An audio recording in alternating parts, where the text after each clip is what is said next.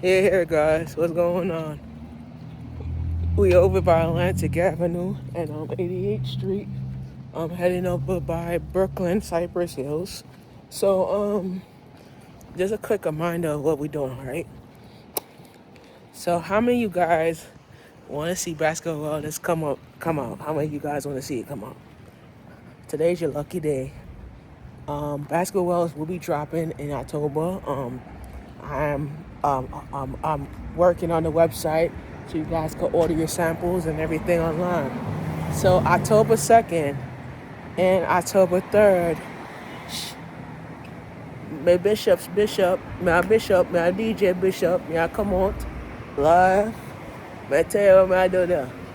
So may I Bishop, may I BJ Bishop, may I go record, I'm actually gonna be DJing at the event for both Friday and Saturday.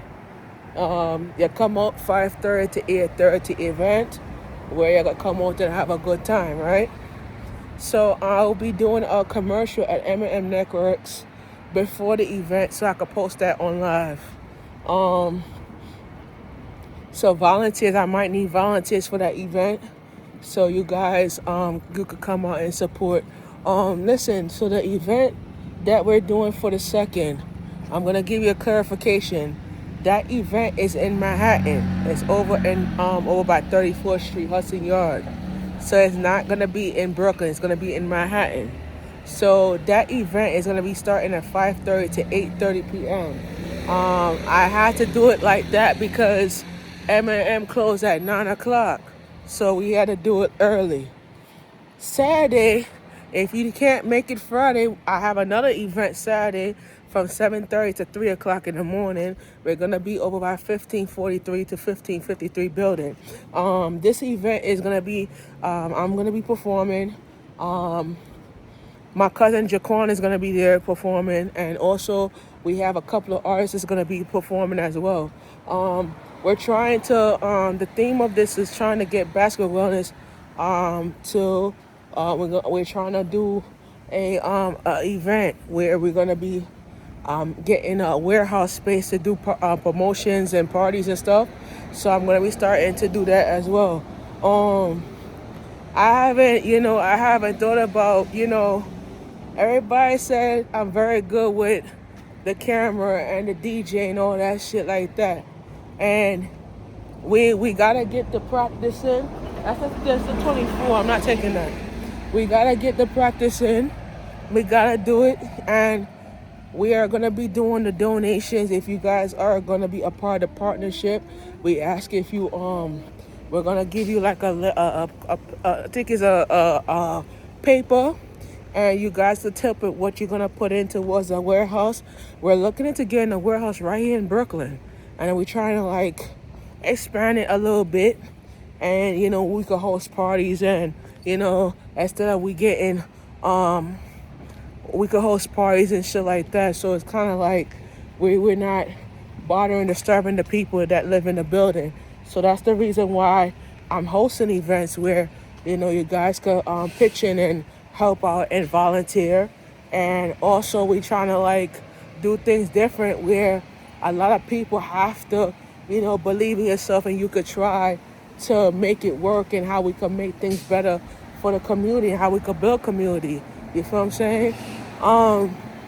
We learn about all those things about mental health and how we're gonna deal with that shit, Nephew's so excited because she can't wait for the event.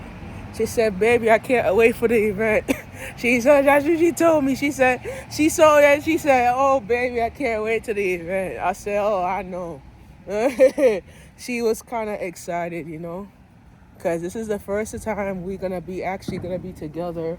We're going to be in the same room together for the very first time in almost 14 years. I met Neffy in June, and I was broke. I didn't have no money in my account. And to tell you the truth, I was broke. I didn't have a job. I wasn't making enough income. And she gonna share you the testimony of how we met. So, yeah, share testimony how we met. So, kind of like seeing how it is, But I'm gonna give you my side of it. So I met Neffy at a grocery store over by Nordstrom and Snyder. I was broke with no money, no job, none of that. Couldn't afford things for myself. I had to depend on my mom to buy stuff for me, you know. Growing up without a father figure, you know, I learned how to do certain things on my own, you know. Neffy was the one that got me closer to God, to be honest with you.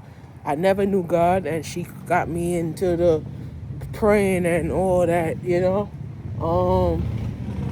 Be honest with you, I learned a lot from that.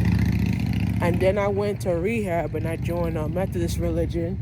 So that was kind of good for me to get to a place in life where I could, you know, do things better and be better of myself. And I'm on 84th now. Okay, to be better of myself and learn how to, you know, pray a lot and do things like that.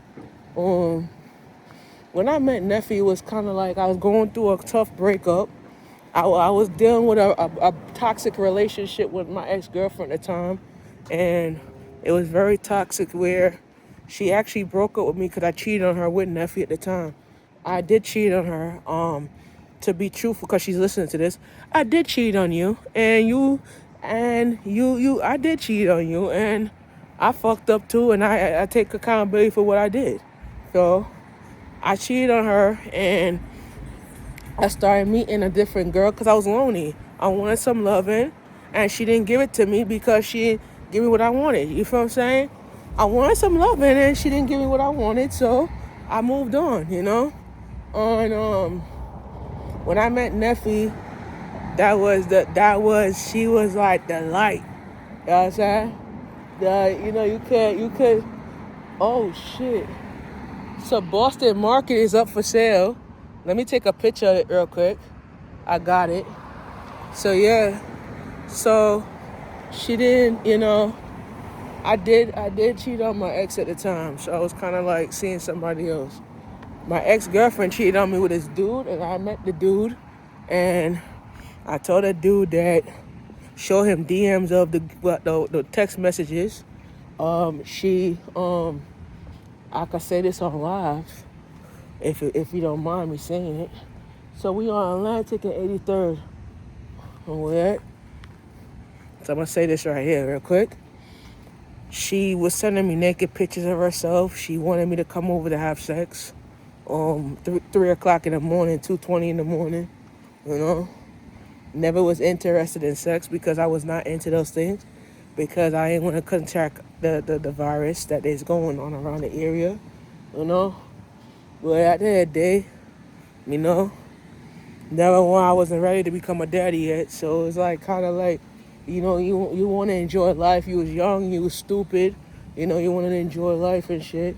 But at the end of the day, it's like you kind of get to a place in life that you don't need that. You feel me? You don't need that. You don't need that glitch in your life. I'll be back in a minute to give you guys the rest of the tea.